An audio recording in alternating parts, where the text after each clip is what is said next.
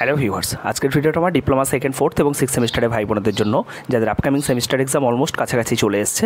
তো বেশ কিছু প্রশ্ন যেগুলো তোমরা আমাকে বিভিন্নভাবে করেছো, এই মুহূর্তে এই প্রশ্নগুলো নিয়ে মোস্ট অফ দ্য স্টুডেন্ট কিন্তু একটু চিন্তার মধ্যে থাকো বা কোথাও না কোথাও একটু কনফিউজড থাকো। তো সেই বিষয়গুলো নিয়ে আমি ডিসকাস করবো। কী বিষয় নিয়ে ডিসকাস করবো সেটা আগে দেখে নেওয়া যাক। কোন প্রশ্নের উত্তর কতটা লিখবে, স্টেপ মার্কিং কীভাবে হয় বা স্টেপ মার্কিং কতটা লিখলে স্টেপ মার্কিং দেওয়া হয়, ঠিক আছে। নেক্সট হচ্ছে বেশি প্রশ্নের উত্তর যদি তুমি করে ফেলো সেক্ষেত্রে কি তোমার কোনো অসুবিধা হবে, এবং এছাড়াও অ্যাডিশনালি কিছু প্রশ্ন তোমাদের এক্সাম রিগার্ডিং আমি ডিসকাস করবো এই ভিডিওতে। তাই সকলকে রিকোয়েস্ট করবো ভিডিওটা শেষ পর্যন্ত দেখার জন্য।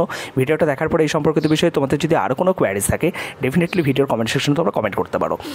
তো দেখো, তোমরা সকলেই জানো যে তোমাদের আপকামিং যে সেমিস্টার এক্সামের যে কোয়েশ্চেন প্যাটার্ন সেটা কিন্তু আগের কোয়েশ্চেন প্যাটার্নটাই ফলো হবে। তো অ্যাডিশনালি আমি বলে দিচ্ছি যারা জানো না, তোমাদের হচ্ছে টোটাল 60 মার্কসের পরীক্ষা হবে, 2.5 আওয়ার্স, অর্থাৎ আড়াই ঘন্টা তোমাদের টাইম থাকবে, যেখানে তোমাদের হচ্ছে 10টা MCQs করতে হবে উইথ এক্সপ্লেনেশন। 10x2 মানে 20 মার্কস থাকবে, এবং তোমার ব্রড কোয়েশ্চেন থাকবে 40, যেখানে তোমাকে হচ্ছে 5টা কোয়েশ্চেন করতে হবে 8 মার্কসের। এবার পুরোপুরি 8 মার্কসের কোনো কোয়েশ্চেন থাকবে না, যেখানে তোমার কোয়েশ্চেনগুলো তোমার করে থাকবে, মানে ব্রেক করা থাকবে, ঠিক আছে, 4+4 বা 5+3 বা 6+2 এরকম আকারে, ঠিক আছে। ওকে, তাহলে দেখো কোন প্রশ্নের উত্তর তুমি কতটা লিখবে এটা কিন্তু ভেরি ভেরি ইম্পর্টেন্ট, ঠিক আছে। তো এই জিনিসটাকে বলতে গেলে তোমার এক কথায় যদি তুমি বলো তাহলে আমি শর্টকাট উত্তর হচ্ছে যে তোমাকে হচ্ছে প্রশ্নের মান বুঝে, অর্থাৎ কত মার্কসের তুমি প্রশ্নের আনসার করছো এটা দেখে তোমাকে হচ্ছে আনসার তোমাকে ডিসাইড করতে হবে যে সেটা আমি কত বড় লিখবো। মানে আমি এটা বোঝাতে চাইলাম, তুমি ধরো 1 মার্কসের MCQsের একটা এক্সপ্লেনেশন লিখছো, সেটা তুমি যতটুকু লিখবে ডেফিনেটলি তুমি 5 নম্বরের যদি তোমাকে কোনো একটা কোয়েশ্চেনের আনসার লিখতে হয় তার এক্সপ্লেনেশন নিশ্চয়ই অনেক বড় হবে, বুঝতে পেরেছো। আবার যদি সেই একই টাইপের প্রশ্ন ধরো দেখা গেল 2 মার্কসের তোমাকে লিখতে দিল, তো সেটার এক্সপ্লেনেশন নিশ্চয়ই মাঝারি হবে, ঠিক আছে, না তো 1 নম্বরের মতো হবে, না তো 5 নম্বরের মতো হবে। এবার দেখো এখানে আমি দুটো সেগমেন্টে জিনিসটাকে ভাগ করে নিচ্ছি, একটা হচ্ছে থিওরিটিক্যাল পোর্শন আর একটা হচ্ছে ম্যাথামেটিক্যাল পোর্শন। এবার দেখো ম্যাথামেটিক্যাল পোর্শনের ক্ষেত্রে না খুব একটা সমস্যা হওয়ার কথা না, কারণ তোমরা একটা জিনিস লক্ষ্য করবে, ম্যাথামেটিক্যাল প্রশ্নের ক্ষেত্রে না তোমার দেখবে কতটা লিখতে হয় তার একটা স্পেসিফিকেশন মোটামুটি তুমি যদি পুরোপুরি ম্যাথটা পারো তুমি কিন্তু আগে থেকেই জানো, বা যে টিচার ম্যাথটা দেখবেন তোমাকে করিয়েছে সেই টিচার কিন্তু তোমাকে দেখবে পরপর দেখবে স্টেপ ওয়াইজ বলে গেছে যে এই স্টেপগুলো তোমাকে ফলো করতে হবে, তবেই কিন্তু তুমি শেষ পর্যন্ত আনসারটাতে পৌঁছাতে পারবে, ঠিক আছে। তার একটা স্পেসিফিকেশনস আছে। এবার যদি দেখা গেল তোমার এটা 5 মার্কসের কোয়েশ্চেন হয়, ঠিক আছে, আমি ধরে নিচ্ছি ইন জেনারেল 4 মার্কস হোক, 5 মার্কস হোক বা 6 মার্কস হোক, ঠিক আছে, যাই হোক না কেন, তো যে মার্কসেরই মানে ব্রড কোয়েশ্চেন যদি হয়, ব্রড যদি কোনো ম্যাথামেটিক্যাল বা নিউমেরিক্যাল কোয়েশ্চেন হয় সেক্ষেত্রে তোমাকে কিন্তু উইথ প্রপার এক্সপ্লেনেশন, মানে তোমার দেখা গেল কোনো রাফ ওয়ার্ক করতে হলো সেটাও তোমাকে কিন্তু পাশে করে দিতে হবে। পরপর যা তোমার রিকোয়ার্ড ডেটা থেকে শুরু করে সমস্ত ক্যালকুলেশন তোমার দেখানো থেকে শুরু করে সমস্ত কিছু তোমাকে ডিটেলে করতে হবে, ঠিক আছে। তো সেক্ষেত্রে কোনো সমস্যা নেই। এইবার দেখা গেল তোমার বিশেষ করে ধরো ম্যাথামেটিক্স বা নিউমেরিক্যাল রিলেটেড যে সমস্ত সাবজেক্ট আছে সেগুলো থেকে ধরো MCQs আসছে। এবার MCQsের যে অপশনটা সেটা তুমি ডাইরেক্ট তুমি আনসার চুজ করতে পারবে না, সেটার জন্য তোমার কিন্তু মানে অঙ্কটা প্রথম করে তোমাকে তো দেখতেই হবে, তবেই তুমি আনসারটা চুজ করতে পারবে।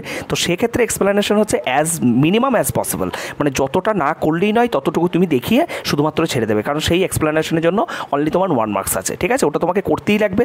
তার কারণ তাছাড়া তোমার MCQsটা তুমি র্যান্ডামলি দাগিয়ে দিলে সেটা ভুলও হতে পারে, ঠিকও হতে পারে, সেই জন্য তোমাকে ক্যালকুলেশনটা কিন্তু করে নিতে হবে। ক্যালকুলেশনটা করলে যদি তুমি MCQsটা সঠিক করো তার জন্য 1 নম্বর, এবং ক্যালকুলেশনটা যদি করো তার জন্য কিন্তু তুমি 1 নম্বর পাবে, ঠিক আছে। ওকে, এবার হচ্ছে আমি চলে আসবো হচ্ছে থিওরিটিক্যাল যে আমাদের প্রশ্নগুলো থাকে। তো থিওরিটিক্যাল প্রশ্নের ক্ষেত্রে দেখো তোমাকে এটাও কিন্তু অ্যাকর্ডিং টু মানে এক্সাম পয়েন্ট অফ ভিউ তোমাকে হচ্ছে বুঝতে হবে যে আমার 2 মার্কসের জন্য আমি যতটা লিখবো, 2 মার্কসের জন্য আমার রিকোয়ারমেন্ট কতটা, 5 মার্কসের জন্য আমার রিকোয়ারমেন্ট কতটা, ঠিক আছে। 5 মার্কসের জন্য ডেফিনেটলি আমার যে কোনো জিনিসকে এক্সপ্লেনেশনটা আমাকে বেশি করতে হবে। 2 মার্কসের জন্য আমাকে কী করতে হবে, যে শুধুমাত্র কোয়েশ্চেনটা কি জানতে চেয়েছে, ধরো দেখা গেল কোনো একটা ডেফিনেশন বলেছে, সেই ডেফিনেশনটা লিখে দেন আমি দুটো এক্সাম্পল দিয়ে দিলাম, দেন ছেড়ে দিলাম। কোনো হয়তো প্রপার্টিজ লিখতে বলেছে বা কোনো হয়তো কিছু আমাকে একটা ফিচার্স লিখতে বলেছে, ঠিক আছে। তো সেগুলোর ক্ষেত্রে আমি 2 মার্কসের ক্ষেত্রে আমি 4টা পয়েন্ট লিখবো বা 3টা পয়েন্ট লিখবো। যদি ডিফারেন্স লিখতে বলে আমি 2 মার্কসের ক্ষেত্রে আমি হয়তো 3টা বা 4টা ডিফারেন্স লিখবো। অবভিয়াসলি যদি সেটা 5 মার্কস হয় তাহলে আমাকে 8টা থেকে 10টা সেখানে ডিফারেন্স লিখতে হবে, বা সেখানে আমাকে 8টা থেকে 10টা পয়েন্ট লিখতে হবে, বুঝতে পেরেছো, থিওরিটিক্যাল প্রশ্ন হলে। এবার থিওরিটিক্যাল প্রশ্নের ক্ষেত্রে তবুও তোমাদের ওইভাবে কোনো স্পেসিফিকেশন তুমি করতে পারবে না, তুমি স্পেসিফাই করতে পারবে না।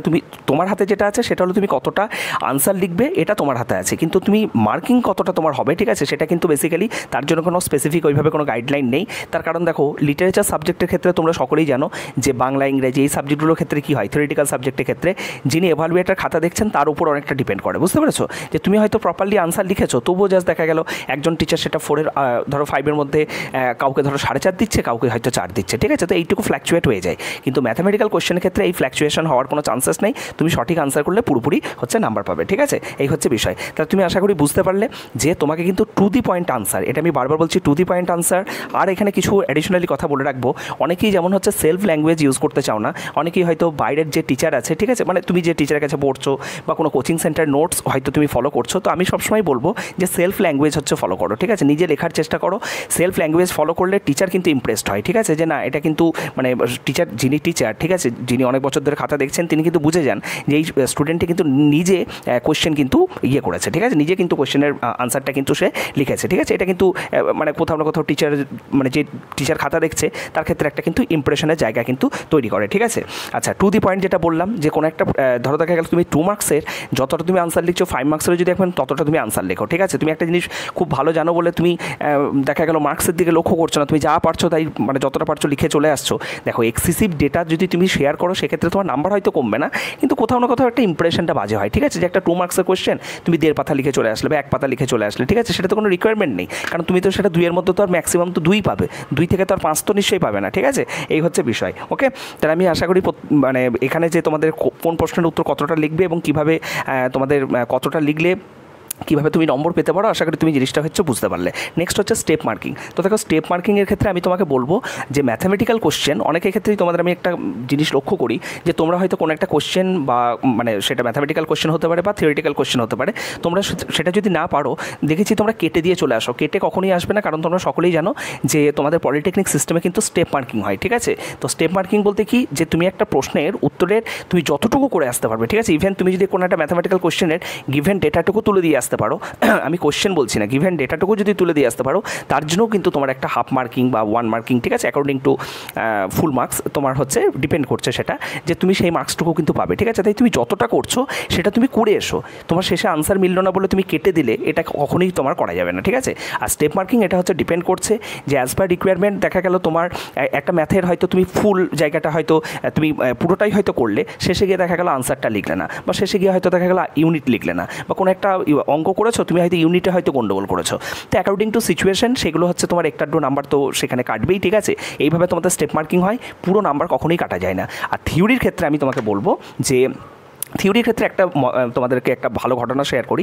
থিওরির ক্ষেত্রে তুমি যে প্রশ্নটার উত্তর জানো সেটা তো তুমি জানছোই, ঠিক আছে? টু দি পয়েন্ট আনসার লেখা, এগুলো তো তোমাদের সমস্ত কিছু বললাম। অনেক ছাত্রছাত্রী কী করে, ইরেলিভেন্ট টপিক, ঠিক আছে, মানে দেখা গেল তোমাদের হয়তো যে প্রশ্নটা পড়েছে সেই প্রশ্নের উত্তরই নয় এমন কোনো উত্তর সে লিখে দিয়ে চলে আসছে, ঠিক আছে? তো সেই জিনিসটা যদি টিচার কখনো লক্ষ্য করে, সেটাতে তো তুমি নাম্বার পাবেই না, সেখানে কোনো স্টেপ মার্কিংয়ের প্রশ্নই ওঠে না। অথচ তোমার বাকি যে প্রশ্নগুলোর উত্তর তুমি সঠিক লিখেছো সেগুলোর উপরেও কিন্তু ইম্প্যাক্ট তৈরি করে, ঠিক আছে? তো ইরেলিভেন্ট জিনিসপত্র একদম লিখবে না। তুমি যেটা পারছো না, ঠিক আছে, সেই কোয়েশ্চেনটা বাদ দাও, কোনো অসুবিধা নেই। কিন্তু তুমি যদি কোনো কোয়েশ্চেনের আনসার দাও, আমি অলওয়েজ বলে থাকি যে তুমি খাতা ভর্তি করে দিয়ে এসো। খাতা ভর্তি ইন দ্য সেন্স যে তুমি যে মানে সাবজেক্টটার পরীক্ষা দিচ্ছ সেই সাবজেক্ট ওরিয়েন্টেড জিনিসপত্র লিখে এসো। মানে তুমি দেখা গেল স্পেসিফিক এ সাবজেক্টের পরীক্ষা হচ্ছে, তুমি বি সাবজেক্টের ডেটা ওখানে লিখে দিয়ে চলে আসলে, ঠিক আছে, সেটা কিন্তু লিখে দিলে কিন্তু চলবে না, ঠিক আছে? তাতে কিন্তু টিচার কিন্তু একটু কোথাও না কোথাও মানে কী বলবো, যে একটা খারাপ ইমপ্রেশন তৈরি হয়। ওকে, আচ্ছা, আরেকটা জিনিস তোমাদেরকে বলে রাখি এখানে অ্যাডিশনালি, যে যারা বিশেষ করে সেকেন্ড সেমের স্টুডেন্ট আছো, যে বাংলা এবং ইংরাজি মানে বাইলিঙ্গুয়াল কিন্তু তোমরা করবে না। যদি কোনো দেখা গেল যারা পারবে তারা পুরো কোয়েশ্চেন পেপারের আনসারটাই তোমরা বাংলায় করবে, বা পুরো কোয়েশ্চেন পেপারের আনসারটাই তোমরা হচ্ছে ইংলিশে করবে, ঠিক আছে? বাইলিঙ্গুয়াল করবে না। হ্যাঁ, ইফ পসিবল যদি দেখা গেল তোমাদের খুব সমস্যা হচ্ছে যে স্পেসিফিক কোনো একটা ধরো দেখা গেল মানে ব্রড কোয়েশ্চেনের ক্ষেত্রে, এমসিকিউজের ক্ষেত্রে তো সেরকম তো বলতে গেলে এক্সপ্লেনেশন কিছু নেই, ছোটোখাটো আনসার, সেগুলো তুমি বাংলায় লেখো বা ইংরেজিতে লেখো, অতটা ম্যাটার করবে না। কিন্তু ব্রড কোয়েশ্চেন যেগুলো, একটা কোয়েশ্চেনের মধ্যে তুমি কিছুটা ইংলিশে লিখলে কিছুটা বাংলায় লিখলে, এটা কিন্তু করবেই না, ঠিক আছে? তাতে টিচার কিন্তু একেবারেই কিন্তু বলতে গেলে মানে রেগে গিয়ে তোমার এই প্রশ্নটা কিন্তু কেটে পর্যন্ত দিতে পারে, ঠিক আছে? তো এই জিনিসটা কিন্তু একেবারেই করবে না, ঠিক আছে? হয় বাংলা, পুরোপুরি বাংলা, কিংবা পুরোপুরি ইংলিশ, বা স্পেসিফিক কোনো একটা কোয়েশ্চেন তুমি পুরোটা বাংলায় লিখলে পুরোটা বাংলায় লিখবে, পুরোটা ইংলিশে লিখলে পুরোটা ইংলিশে লিখবে। আচ্ছা, নেক্সট হচ্ছে বেশি প্রশ্নের উত্তর করলে কী হবে। দেখো, পলিটেকনিক সিস্টেমে তুমি যদি বেশি প্রশ্নের উত্তর করো সেক্ষেত্রে কোনো সমস্যা হয় না, ঠিক আছে? ধরো দেখা গেলো তোমার এমসিকিউজ কোয়েশ্চেন থাকবে 15টা, তুমি সেই 15টার মধ্যে দেখা গেল তোমাকে করতে হবে হচ্ছে 10টা, ঠিক আছে। এবার তুমি দেখা গেল 10টার জায়গায় তুমি যদি 15টা কোয়েশ্চেনের আনসার করে আসো, সেক্ষেত্রে কোনো বাজে ইম্প্যাক্ট পড়ে না, কারণ সবসময় তোমাদের হচ্ছে টপ মানে যে 10 নাম্বারটা হচ্ছে তোমার নেওয়া হবে, ঠিক আছে। মানে তোমাকে ধরো একটা এক্সাম্পল দিচ্ছি, ধরো কোনো একটা স্পেসিফিক কোয়েশ্চেন, স্পেসিফিক স্টুডেন্ট ধরো দেখা গেল 10টা কোয়েশ্চেনের আনসার করে আসলো, সে 10টাই ঠিক করেছে, তাহলে সে যদি এক্সপ্লেনেশনগুলো যদি ঠিক করে আসে, সেক্ষেত্রে 10 × 2 সে 20 মার্কস পেয়ে গেল। এবার ধরো দেখা গেল তুমিও মানে আরেকটা ক্যান্ডিডেট, সে হয়তো 10টা কোয়েশ্চেন করেছে, তার 9টা ঠিক হয়েছে, একটা ভুল হয়ে গেছে, সেক্ষেত্রে উইথ এক্সপ্লেনেশন সে কিন্তু 18 মার্কস পাবে।